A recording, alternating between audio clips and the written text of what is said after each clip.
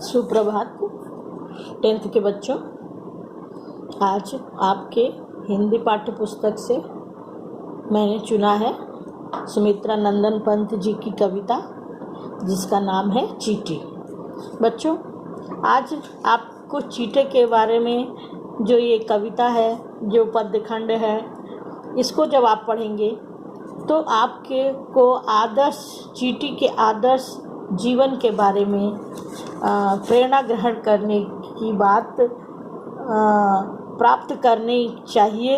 इस बात की तरफ कवि ने इसमें संकेत किया है। क्या किया है कि चींटी के जीवन को देखकर, समझकर, श्रमजीवी है, किस तरह वो दिन रात अहरनिश परिश्रम करती है और अपना जीवन यापन करती है। इस छोटी चींटी को देखकर ऐसी आदर्श प्रेरणा सभी को ग्रहण करनी चाहिए।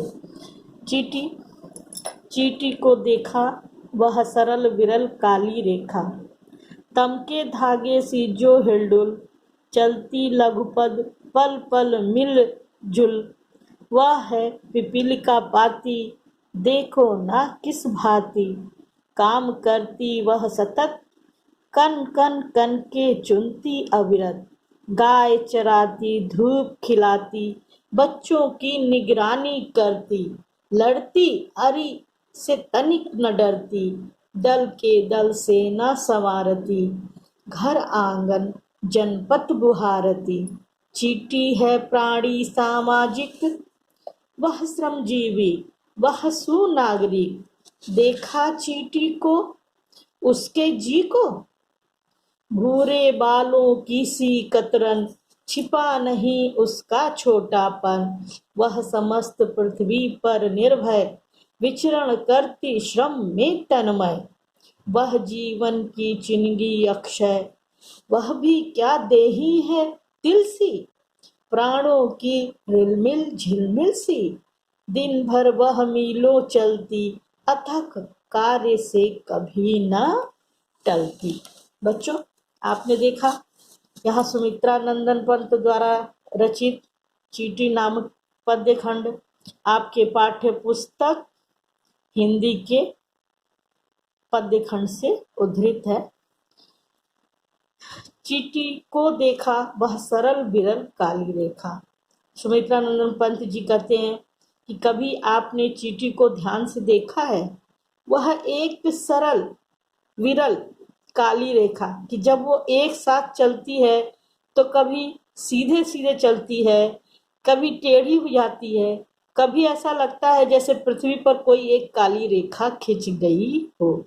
तम के धागे सी जो हिलडुल, तम मतलब अंधकार, अंधकार कैसा होता है? काला। तो जैसे कभी कभी लगता है कि काला धागा हो जो कभी कभी हिलता है और कभी कभी हिलता है या हिलता डुलता दिखाई देता है। लघुपद, चींटी अपने छोटे छोटे चरणों से, छोटे छोटे कदमों से, छोटे छोटे पैरों से पल पल प्रत्येक क्षण मिलजुल कर आगे बढ़ती जाती है। देख लो, यही है पिपीलिका पाती। पिपीलिका चींटियां, ये चींटों की पंक्ति है, ये चींटियों की पंक्ति है। देखो ना किस भांति, किस प्रकार काम करती वह सतत, कि निरंतर, सतत मतलब निरंतर, थकती नहीं है, निरंतर। ये चींटियों की जो पंक्ति है, ये जो चींटियों का समूह है, जो कभी सरल सीधा सा दिखता है, कभी टेढ़ा सा दिखता है, कभी ऐसा लगता है जैसे कोई काली रेखा सी खिंच गई हो, कभी ऐसा लगता है जैसे काले धागे सी है जो कभी कभी हिलती और डुलती है।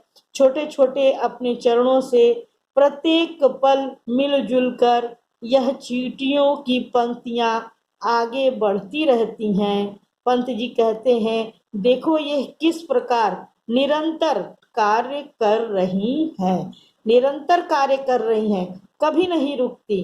पृथ्वी पे गिरे हुए खाद्य पदार्थों को अपने भोजन के लिए, उसके एक एक कण को चुनती अविरत, बिना रुके, बिना थके, निरंतर अपने भोज्य पदार्थ के एक एक कण को चुनती जाती हैं।